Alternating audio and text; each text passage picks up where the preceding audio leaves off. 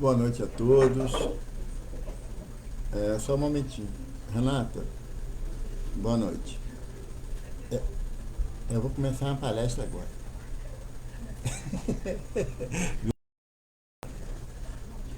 Viu? Quando é ao vivo é assim, a gente acontece as coisas, a gente tem que avisar aos amigos, aos irmãos, né? Mas boa noite a todos os irmãos da Casa Átimos.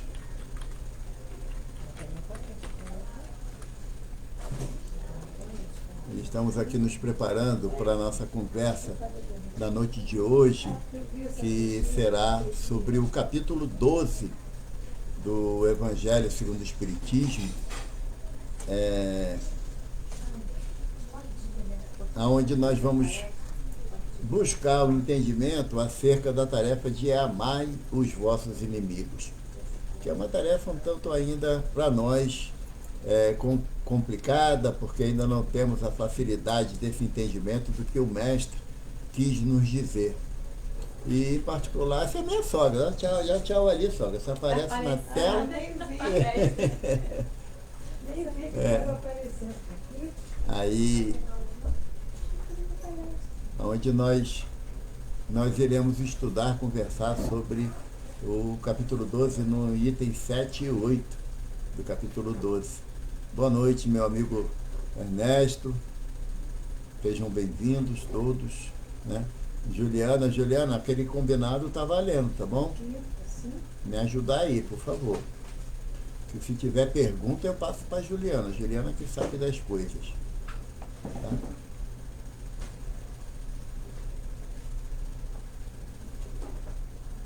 E nós vamos iniciar daqui a pouco, daqui a 3 minutos, nós vamos fazer a página inicial do livro.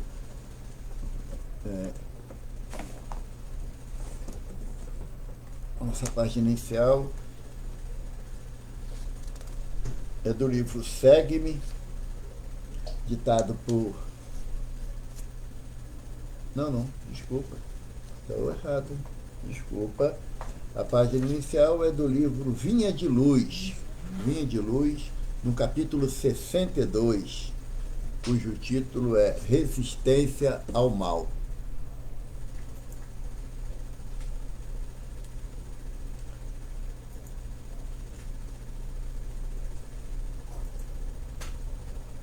Faltando 2 minutos. E muito obrigado, Ernesto. Muito obrigado.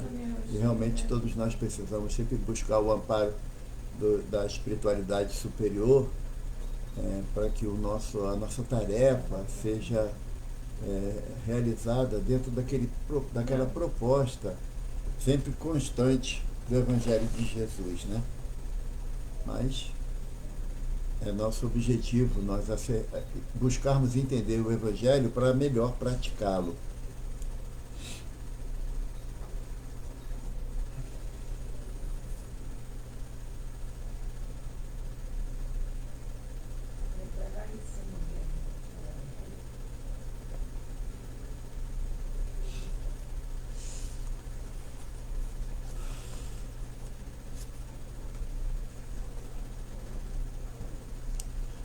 Boa noite, Edna. Muito bom ter você aqui. Um abraço aí, pessoal do Calofe, esses corações amorosos aí que sempre quando a gente vai aí em Maricá nos recebe com muita alegria, né? Marli também, boa noite, Marli, seja bem-vinda. Bom, vamos iniciar então a nossa conversa da noite de hoje. E como eu falei anteriormente, a página de hoje é do livro Vinha de Luz, ditado por Emmanuel, através da mediunidade de Francisco Cândido Xavier, no capítulo 62 do livro Vinha de Luz, cujo título é Resistência ao Mal. Eu, porém, vos digo para não se opor ao malvado. Pelo contrário, ao que te bater na face direita, vira-lhe também a outra. Palavra de Jesus, anotada em Mateus, capítulo 5, versículo 39. Emmanuel comenta para nós. Os expoentes da má-fé costumam interpretar falsamente as palavras do Mestre com relação à resistência ao mal. Não determinava Jesus que os aprendizes se entregassem inermes às correntes destruidoras. Aconselhava a que nenhum discípulo retribuísse violência por violência. Enfrentar a crueldade com armas semelhantes seria perpetuar o ódio e a desregrada ambição no mundo. O bem é o único dissolvente do mal em todos os setores, revelando forças diferentes. Em razão disso, a atitude requisitada pelo crime jamais será a indiferença, e sim a do bem ativo, enérgico, renovador, vigilante e operoso. Em todas as épocas, os homens perpetraram erros graves, tentando reprimir a maldade, filha da ignorância, com a maldade, filha do cálculo. E as medidas infelizes, grande número de vezes, foram concretizadas em nome do próprio Cristo. Guerras, revoluções, assassínios, perseguições foram movimentados pelos homens que assim presumem cooperar com o céu. No entanto, os empreendimentos sombrios nada mais fizeram que acentuar a catástrofe da separação e da discórdia. Semelhantes revides sempre constituem pruridos de hegemonia indébita do sectarismo pernicioso nos partidos políticos, nas escolas filosóficas e nas seitas religiosas, mas nunca determinação de Jesus. Reconhecendo antecipadamente que a miopia espiritual das criaturas lhe desfiguraria as palavras, o mestre reforçou a conceituação, asseverando: eu, porém, vos digo. O plano inferior adota padrões de resistência, reclamando olho por olho, dente por dente.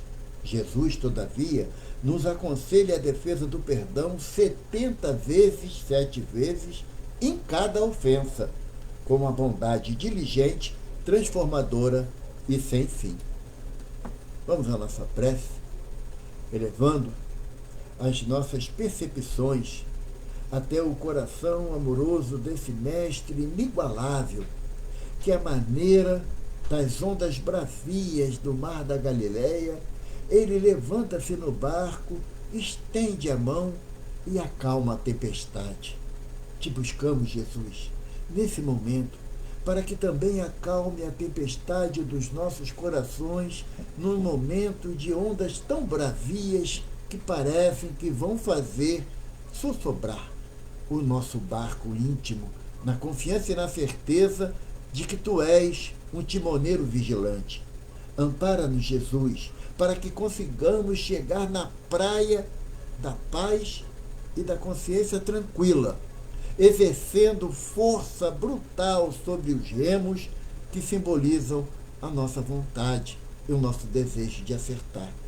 Encaminha sobre todos nós o Teu olhar, Jesus, e permita que o irmão Átmos, esse companheiro de tantas jornadas, continue nos orientando para que consigamos caminhar para a frente e para o alto com as graças de Deus.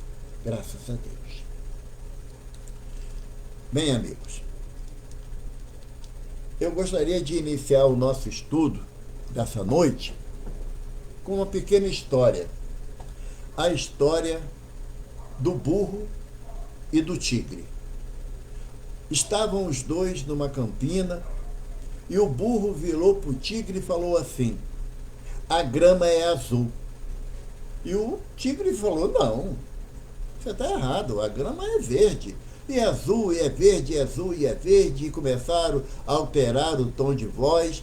E aí o burro falou assim: vamos conversar com o rei. Na sua realeza, ele vai definir para a gente se a grama é azul ou a grama é verde.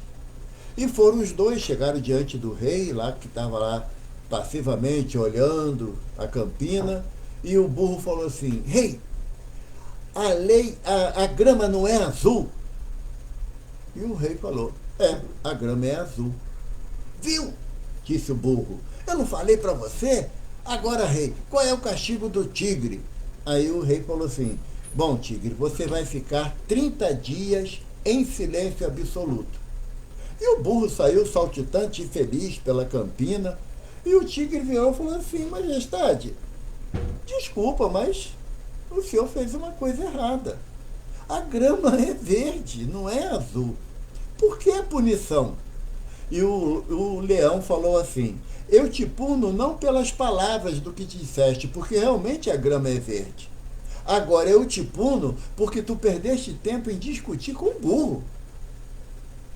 Então, é quando a gente não compreende a palavra de Jesus, quando ele fala que aprendeste o que foi dito, olho por olho e dente por dente. Eu, porém, vos digo que não resistais ao mal que vos queiram fazer. Que se alguém vos bater na face direita, lhe apresenteis também a outra.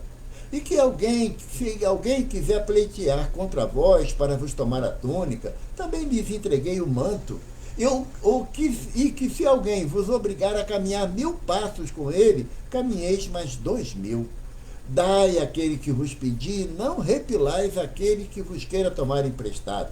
Palavra de Jesus em Mateus, capítulo 5, versículo 38 a 42.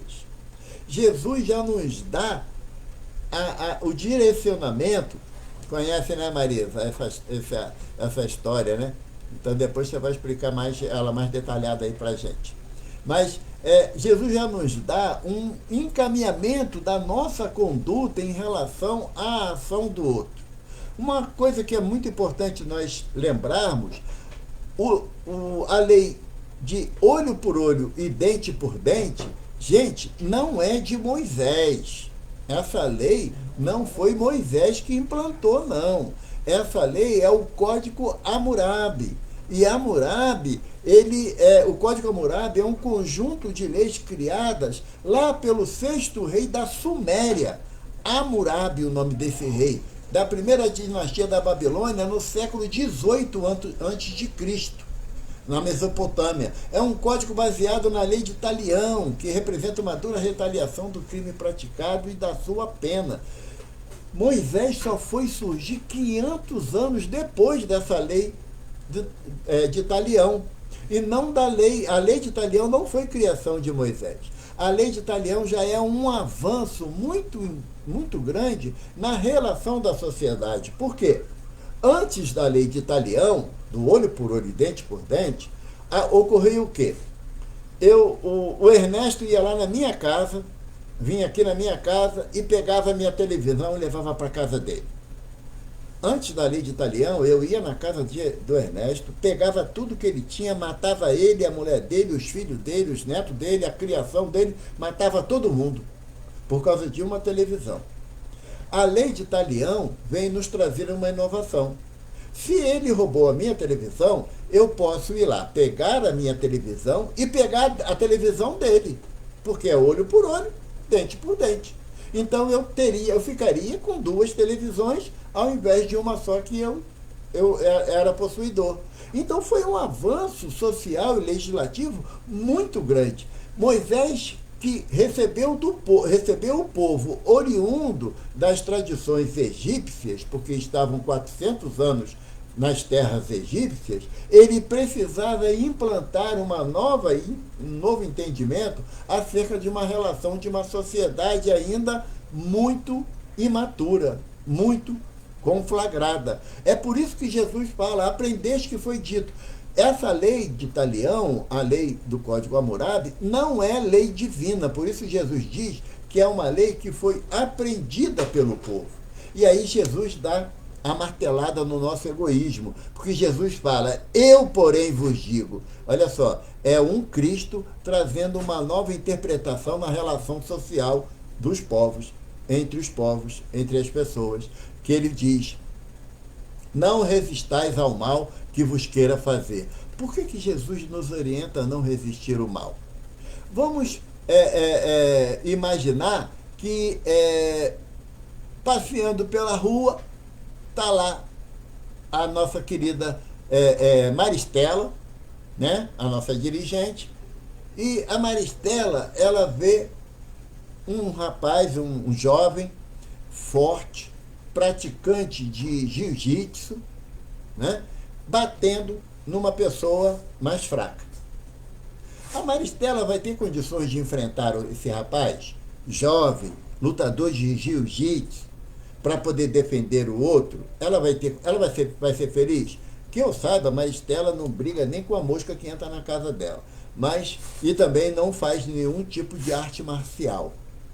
Não adianta chamar a Rogéria para ajudar, porque vai ser mais duas para correr. Então, quando Jesus fala para a gente que nós não devemos resistir ao mal, é porque nós já perdemos o hábito da prática do mal. E se formos querer enfrentar o mal, as consequências serão mais graves do que se nós optarmos por nos silenciar diante de um mal. Não reagir ao mal, mas agir em busca do bem com o sentimento e o desejo do bem. O mestre sabe da nossa fraqueza, sabe das nossas dificuldades. E ele já nos coloca uma condição. E a condição que nós vamos analisar no estudo de hoje é de: se alguém vos bater na face direita, lhe apresenteis também a outra. Será que Jesus está propondo a gente um ímpeto de covardia mediante uma agressão injusta que nós estamos sendo acometidos? Será que é isso que Jesus quer que a gente façamos? Que a gente faça? Será que a proposta do mestre é: quando alguém me esbofeteia, eu ofereço o outro lado para que a bofetada também atinja os dois lados do meu rosto, para que eu mostre que eu tenho um entendimento cristão mais ativo dentro de mim? Será que é isso? Eu creio que não. Por quê? Porque o mal, nós já sabemos que o mal é temporário, é uma criação temporária. O bem que é eterno. Por que o bem é eterno? Porque Jesus nos afirma que todo bem emana de Deus. E o que é o mal? O mal é o distanciamento do bem, não o inverso do bem, que o bem não tem antônimo, não tem oposição. Tem o inverso, o distanciamento do bem. Os benfeitores, Kardec os questiona que se o homem pode ser feliz relativamente aqui na Terra. E os benfeitores falam para nós que o homem, ele só é feliz quando cumpre a lei de Deus. Quando dela se afasta, é infeliz e na sua infelicidade pratica o mal. Então, todos nós que estamos caminhando aqui e diante de uma atitude no mal, se a gente for querer revidar essa atitude ou querer devolver a atitude, o mal com o mal, a agressão com a agressão, como não temos mais o hábito de nos agredir, seja verbalmente ou fisicamente, nós teremos um prejuízo maior. Jesus estava diante do Sinédrio, né, naquela noite fatídica do seu julgamento e condenação, e o sumo sacerdote pergunta a ele que com qual autoridade ele falava e fazia aquelas coisas. E Jesus responde: eu faço e falo aquilo que eu beneficio meu irmão. Agora pergunte àqueles a quem beneficiei se o que eu fiz foi obra de Deus ou não. Um soldado que estava próximo esbofeteou Jesus e disse a ele que como ousas falar assim com o sumo sacerdote? Aí Jesus vira para o soldado e fala assim: homem, nenhuma inverdade eu disse. O que eu falei é o que realmente aconteceu. Agora, se eu não menti e nem ofendi, por que me bateste? Mas não revidou a agressão. Jesus ofereceu ao soldado do templo a compreensão da ignorância dele, ou seja, Jesus deu a outra face para o homem a mostrar que aquela atitude dele era uma atitude que ofendia, que agravava insistentemente alguém inocente. Quando alguém me agride e eu reajo na agressão, eu estou dando vazão de que o outro tenha razão em me agredir. Por quê? Porque a minha agressividade, a minha belicosidade está no mesmo nível dele. A proposta do mestre de oferecer a outra face quando baterem numa face é que nós não devemos buscar a mesma igualdade de agressividade que aquele irmão me oferece. O que nós devemos fazer é, ao contrário, amenizar a ação do irmão com um propósito do bem. Porque Jesus que nos ensina dizendo, se teu irmão te injuria, te calunia, deseja o seu mal, o que Jesus manda fazer? Revidar? Desejar o mal para ele também? Caluniar? Desejar perseguir o irmão? Ou o mestre nos manda orar por ele? O que Jesus está fazendo? Jesus está nos propondo não uma reação, mas uma ação no bem. O estudo do Evangelho de Jesus nos leva a não reagir a uma ação, mas agir no bem permanentemente. Evaldo, não é fácil. E evidentemente que não é. Evidentemente que não é. Nós estamos num plano de prova e expiação. Somos espíritos ainda muito carentes da docilidade, da bem-aventurança, da mansuetude. Nós estamos numa dificuldade muito grande em relação a isso. Mas Jesus nos propõe amar até os inimigos. O que Jesus nos propõe para o leigo, para aquele que não tem conhecimento do Evangelho, beira a sandice, a uma loucura. Como que eu vou conseguir amar o meu inimigo se eu não consigo ainda amar nem meu amigo? O amor que eu tenho pelo meu amigo é um amor condicional. Eu só o amo porque ele me ama, eu só o agrado porque ele me agrada. Se eu ainda tenho a dificuldade desse entendimento em relação ao meu amigo, imagina aqueles que eu já intitulo como meu inimigo. O benfeitor da minha casa, Chico Xavier, a Casa do Caminho, Chico Xavier, aqui em Jacarepaguá, ele, na sua trajetória, um irmão, Joaquim, conhecido lá em Uberaba como Quinca, ainda está na matéria ainda, o Quinca. O Quinca era um contador novo à época, né? Recém-formado, e com a ajuda familiar ele foi montar um escritório de contabilidade na cidade, onde já havia algumas empresas que dariam a ele o controle das suas ações contábeis. Já contavam com uma carteira de clientes bem considerável. E o Quinca, na sexta-feira, foi lá no Centro Espírita da Prece, onde ele falou para o Chico que ele ia organizar o escritório dele, comprou material, máquina de escrever, que na época não tinha computador não, era máquina de escrever, comprou mesa, cadeira, organizando bem direitinho o escritório dele, que na segunda-feira era a inauguração. E o Chico disse para ele que, graças a Deus, ele estava conseguindo.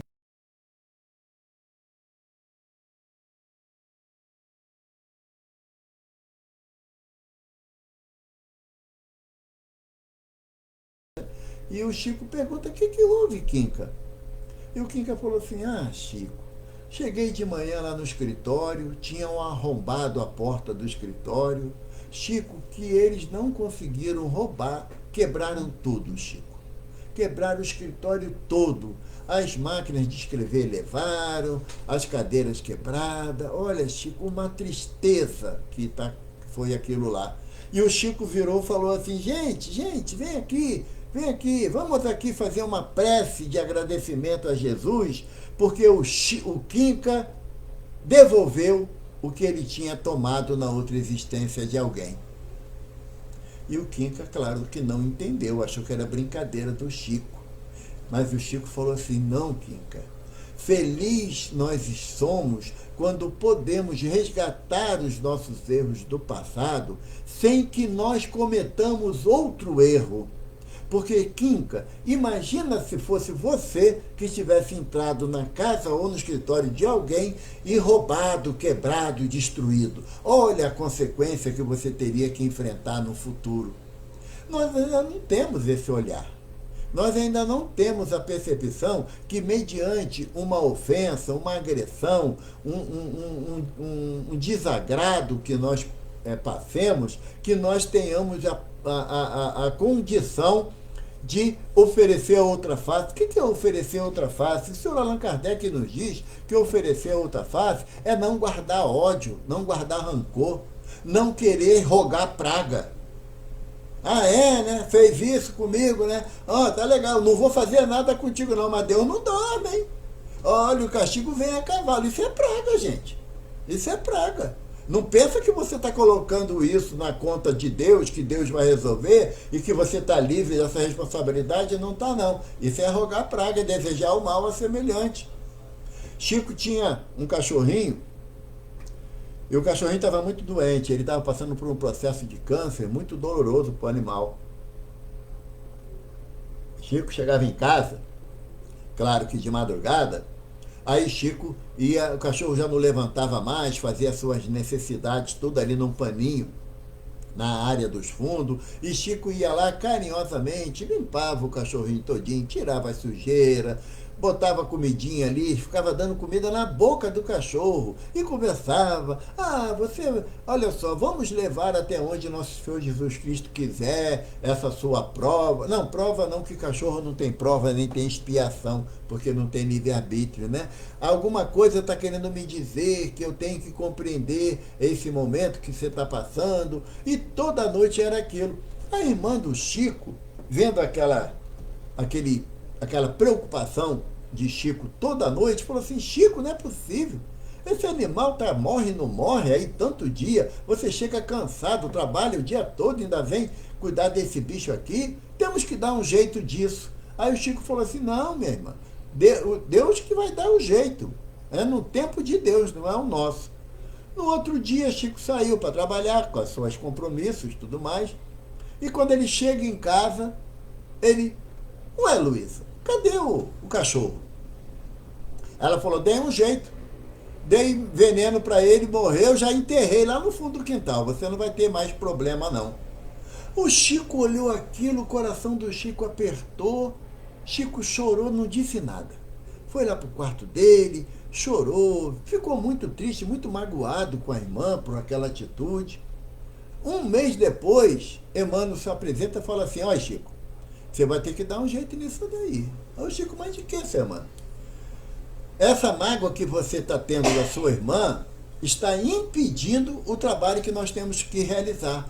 Você vai ter que parar com a psicografia. Ele: não, seu irmão, eu tenho que continuar, é minha tarefa. Então você tem que resolver a questão lá com sua irmã. Mas ela matou meu cachorro. O irmão falou: eu sei, mas você tem que resolver lá com ela lá. O que eu vou fazer, seu irmão? Emmanuel falou assim para ele: olha, Chico, você tem que procurar saber o que sua irmã mais deseja ganhar nessa vida. E você vai dar a ela. Aí Emmanuel falou: Chico. Aí Chico falou: poxa, seu Emmanuel, ela mata meu cachorro e eu ainda tenho que dar um presente a ela? Aí Emmanuel falou assim: Chico, a ideia não é minha não, foi nosso Senhor Jesus Cristo que ensinou para nós. Se teu irmão bate na tua face esquerda, ofereça também a direita. Aí Chico falou assim: essa é a ideia de Jesus, não dá pra gente mudar não, né, seu irmão? Né, vou ter que fazer, né? É Jesus que ensina, eu vou ter que fazer. Chico sabia que o desejo da irmã dele era ter uma máquina de overlock. Eu não tenho a mínima noção do que seja uma máquina de overlock. A minha sogra está aqui, ela conhece muito mais do que eu. Mas eu sei que o Chico foi lá em Belo Horizonte para comprar a tal máquina.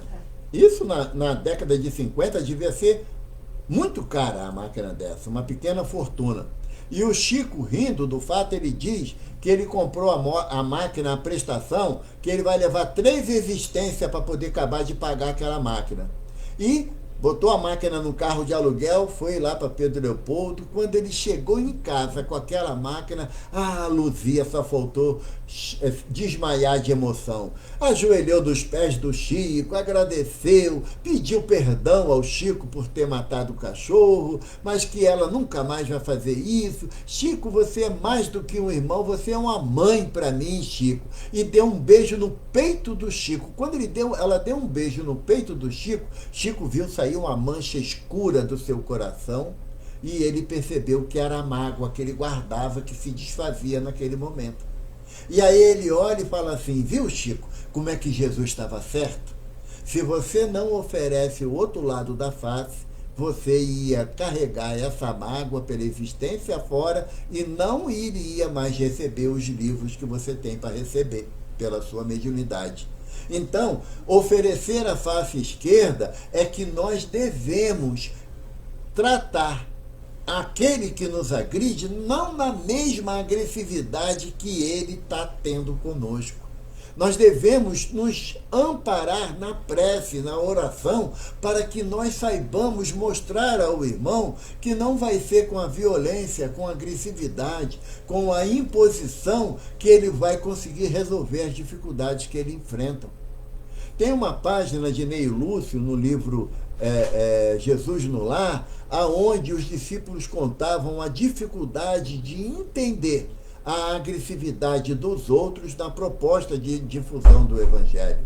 E Jesus pede ali aos discípulos que entenda a necessidade de cada um, ao invés de entrar no julgamento ou na resposta da agressividade na mesma intensidade que eles nos agridem.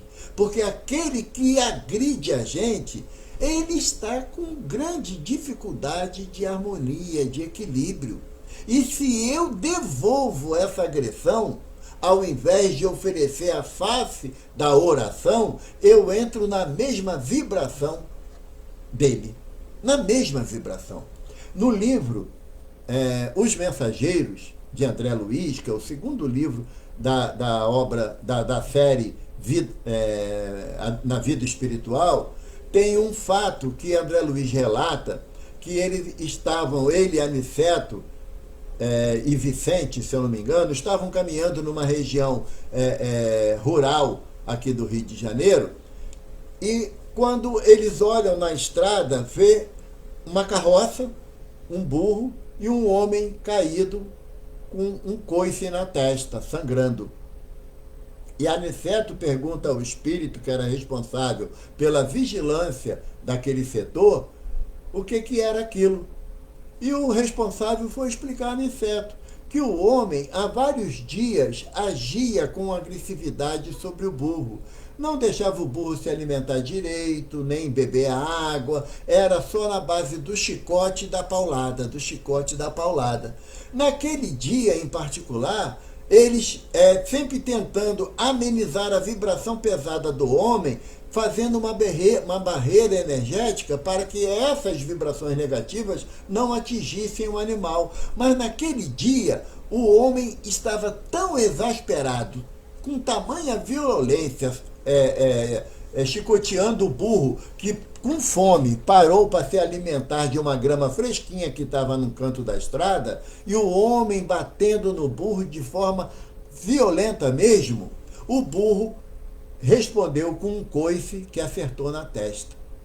Aí o vigilante daquele setor falou assim: as vibrações negativas do homem eram tão pesada, Aniceto, que se igualou com as vibrações do burro. E o burro, entendendo que era um igual que o agredia, respondeu com um coice. Aí Aniceto falou assim: é necessário que o irmão passe ao menos 15 dias deitado em seu leito, passando por uma grave crise de enxaqueca pelo coice, e reflita a sua relação com os animais. O que nós tiramos dessa história? Nós não podemos exigir que o outro ofereça a outra face para a nossa ignorância.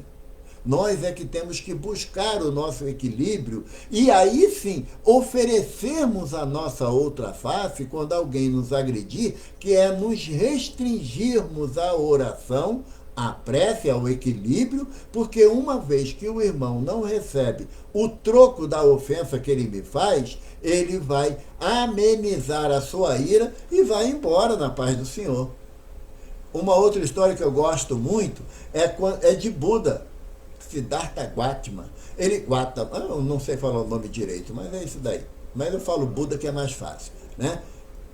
Ele estava embaixo de um carvalho muito grande e ele falando com os discípulos acerca do equilíbrio, do perdão, da necessidade do encontro do Deus interior que cada um de nós carregamos.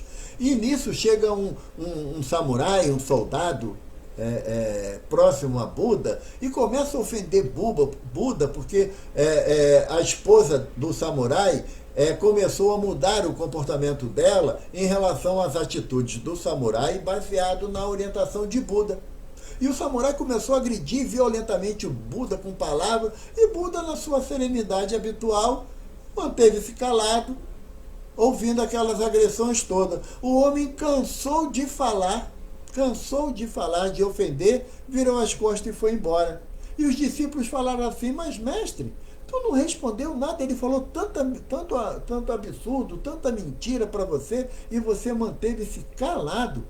Aí Buda falou assim: olha, a ira é um presente que a raiva do outro embrulha para nos entregar.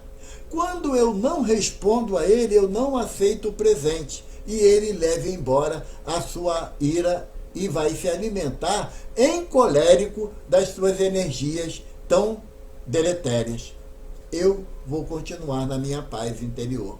Então, gente, a proposta do mestre é que a gente busque, não estou dizendo que eu consiga, mas que a gente busque esse equilíbrio para que, diante de uma ofensa, uma agressão que nos faça, justa ou injusta, porque é bom dizer que às vezes a gente até merece ouvir umas certas verdades que a gente adora dizer, né? A minha esposa sempre brinca que fala assim: é tão fácil dar eletrochoque nos outros, né? Agora, quando é a gente que recebe eletrochoque, então aí a história pra gente muda. Agora, muitas das vezes, as pessoas nos falam determinada situação que nós merecemos ouvir. E devemos manter o equilíbrio e a harmonia interior, porque se falam e é verdade, eu tenho que admitir o meu erro e buscar reconsiderar as minhas atitudes para não continuar errando. Agora, quando alguém fala alguma coisa que é mentira, que está mentindo sobre a minha atitude, eu não deveria me incomodar, porque não é verdade. Se alguém chegar perto de mim e falar assim: você é um ladrão, vou falar: não, você está enganado, eu não sou ladrão. Não nessa existência, graças a Deus, não. Eu não sou ladrão. Agora, se fala assim: você é muito orgulhoso. Ah, não, orgulhoso não. Ah, peraí, agora tu pegou pesado. Eu sou orgulhoso. Se eu retruco, né, aquela afirmação do outro, se eu não ofereço a outra face, é porque aquilo me atacou na minha vaidade. Diz uma orientação que o melindre tem o tamanho do nosso orgulho. E é evidente, nós sabemos, né, que dentro da casa espírita, assim, eu acho que na minha casa tem, mas no Atmos não tem melindre, sabe? No Atmos não tem. Nem lá no GECAL de Itaipuaçu, nem lá no CEF de Itaipuaçu, não tem. Só tem na minha casa, melindre. O melindre é o quê? É aquela verdade que eu não quero ouvir e que eu recuso aceitar que é verdade. Porque, na realidade, André Luiz fala que os amigos são aqueles que nos amam mesmo reconhecendo a nossa deficiência. Esses são nossos amigos. Mas eles nos amam, mas não quer dizer que não possam nos corrigir. E Jesus nos propõe essa mudança de entendimento e de reação em relação a uma agressão, que às vezes a agressão é só vibratória, gente. Não é agressão física, de alguém vir me dar um soco na cara e eu dar o outro lado, não. Não é isso, não. Eu tenho a responsabilidade de zelar pela integridade física desse meu corpo. Eu, espírito, tenho que zelar pela integridade física do meu corpo. Eu não tenho... isso é compromisso, é responsabilidade, é lei de preservação. Então, se alguém for querer me agredir, eu tenho o direito de ir em outro caminho. Não é revidar a agressão, porque, como disse no início, a Maristela vai querer brigar com um rapaz novo que faz faixa preta de jiu-jitsu, ela vai apanhar muito. E eu não vou poder ajudar ela, porque vou apanhar também. Então, havendo uma agressão verbal com ameaça de agressão física, eu me retiro. Vai me chamar de covarde, vai me chamar de tudo quanto é atitude pejorativa, não tem problema. Eu saio, mas eu saí, se eu fosse forte eu pegava ele de jeito. Eu vou juntar um grupo para dar uma lição nesse sem vergonha. Não é isso que a doutrina propõe para a gente, não. É que eu saia de frente do agressor pedindo a Jesus por ele. Essa parte que é mais difícil ainda. Mas é o exercício que a gente tem que fazer. Porque o mestre nos orienta que o homem prudente é aquele que ouve as minhas palavras e as segue, constrói a sua casa sobre a rocha. O homem prudente ouve as minhas palavras e não as segue, constrói a casa sobre a areia. Vem a tempestade, o temporal, as vicissitudes da vida, não tendo base, ela desmorona. Então, eu tenho que entender no meu íntimo que a prática da não violência, como Mahatma Gandhi nos ensina, a prática da não violência é o melhor caminho para a paz interior. Porque enquanto eu quiser retrucar, enquanto eu quiser provar para o outro que eu estou certo e o outro está errado, eu continuarei. Na história inicial do burro e do tigre, eu continuarei a gastar as minhas energias diante de uma proposta iníqua, uma proposta que não irá somar em nada no meu progresso, no meu entendimento. Tem um ditado, uma filosofia chinesa, que eu acho muito bacana, que diz o seguinte: numa reunião de tolos, se você ficar calado, todos pensarão que você também é tolo. Agora, se você falar, poderão ter certeza que você é tolo. Então, num grupo onde gera a tendência da violência, da agressividade, eu tenho a responsabilidade, enquanto estudioso do Evangelho de Jesus e praticante da doutrina espírita, eu tenho a responsabilidade de entrar em prece íntima, pedindo a Jesus a sua paz e o seu esclarecimento. Oferecer, se necessário, a outra face, sim, que é não revidar uma agressão. É não desejar o mal para aquele que o mal deseja para mim. Gente, eu não estou dizendo que são atitudes fáceis, que se fosse fácil, o Evaldo já estava no plano espiritual, num plano mais elevado. Mas são propostas que o mestre nos diz que é possível. É possível. Na questão, se eu não me engano, se eu estiver errado, alguém pode me corrigir, por favor. Na questão 895, Kardec questiona os benfeitores. O homem consegue, pelos seus meios, dominar as suas más inclinações? E os benfeitores respondem assim: sim, e realizando esforços muito insignificantes. Basta para isso vontade. Quão difícil é ter vontade. Então, a espiritualidade superior nos diz que muitas das vezes nós podemos mudar o nosso comportamento, a nossa atitude em relação a uma agressão, realizando esforços muito insignificantes. Porque quando alguém me agride e eu não revido, quem fica com a consciência pesada e a energia deletéria é aquele que me agrediu. Agora, quando eu revido a agressão, eu estou dividindo com ele também essas energias tão deletérias que farão muito mal ao meu corpo e a mim, espírito imortal. Que Jesus nos abençoe e continuemos nos esforçando na prática do bem, do amor e da caridade fraterna, introduzindo o Evangelho não na palavra, mas no nosso coração, para que nós possamos fazer aquilo que o Senhor Allan Kardec nos orienta, que o verdadeiro espírita é aquele que promove a sua transformação moral e pelo esforço que emprega em domar as suas más inclinações. Em momento nenhum ele diz que é aquele que revida uma agressão. É aquele que devolve um ataque com um outro ato de violência. É a prática do bem, do amor e da caridade que fará com que nós caminhemos em direção ao Mestre de todos nós. Graças a Deus, agradeço ao irmão Atmos por esse amparo que é uma coisa absurda, porque nos favorece, nos facilita, né, o entendimento das palavras de Jesus com tanto amor e carinho. E agora, vamos fazer a nossa prece de encerramento, porque o relógio não para. Passou tão rápido, né, mas o relógio não para. Vamos agradecer a Jesus. Agradecendo ao Mestre, através de uma visualização terapêutica que nós aprendemos na Casa Atmos, aonde podemos ver, perceber uma pequena montanha, uma pequena subida. No alto da subida, uma casinha muito simples, tosca mesmo. Ao redor dessa casa, uma quantidade enorme de lírios brancos, que enfeitava aquela casinha tosca, mas bem organizada, bem limpa. Subimos a ladeira com muita dificuldade, porque temos ainda dificuldade de subir em direção ao coração de Jesus. E quando chegamos perto da casinha, visualizamos a figura amorosa de Maria de Nazaré. É a casinha de Maria Santíssima, que fica no trajeto para Jope, onde muitos transeuntes, como nós, também ali caminham.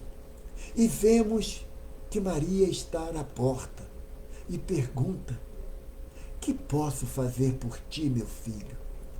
Ah, mãe, queremos repousar no teu colo bendito as nossas dores, as nossas angústias. Queremos depositar em tuas mãos, mãe, aqueles corações que ainda não compreendem o evangelho do teu filho amado. Aqueles que ainda andam tão conturbados nessa terra, mãe, que não encontram no evangelho a alegria de servir. Poder depositar, mãe, no teu colo cada nome desses que passam pelas nossas mentes, que sabemos que precisam do teu olhar misericordioso tanto quanto nós. Ah, mãe querida, como queremos depositar em tuas mãos as nossas angústias, as nossas dores. Aprender, mãe, nesse momento tão difícil que o nosso planeta enfrenta, de que nós precisamos olhar para o outro como irmão, zelar pela saúde do outro, pelo amparo, pelo acolhimento. Renova em nosso íntimo, mãe, o desejo de servir, como tu nos ensina nas bodas de Caná. Fazei tudo que meu filho mandar. Queremos ouvir de novo, mãe, dos teus lábios abençoados, essa frase de entregarmos as nossas vidas espirituais e materiais nas mãos do Divino Mestre Jesus, pedindo a esse Mestre amoroso que o seu olhar magnânimo possa aquecer os corações enrijecidos, ainda repleto do gelo da indiferença dos nossos governantes. Olha, mãe, para o nosso Brasil, o coração do mundo, a pátria do Evangelho. Derrama do teu olhar bendito uma luz para o nosso presidente, os nossos governantes, que são falíveis como nós, mãe, que são necessitados de compreensão, de amor e de perdão como todos nós, mãe. Não somos melhores do que ninguém. Eles também não são piores do que nós, mãe. Somos todos necessitados e nos entregamos ao coração bendito de Jesus, que deseja que nós ouçamos as suas palavras. Vinde a mim, todos vós que estão cansados e sobrecarregados, que eu vos aliviarei. Graças a Deus. Graças a Deus. Graças a Deus. Obrigado a todos. Que Jesus nos abençoe. Até a próxima.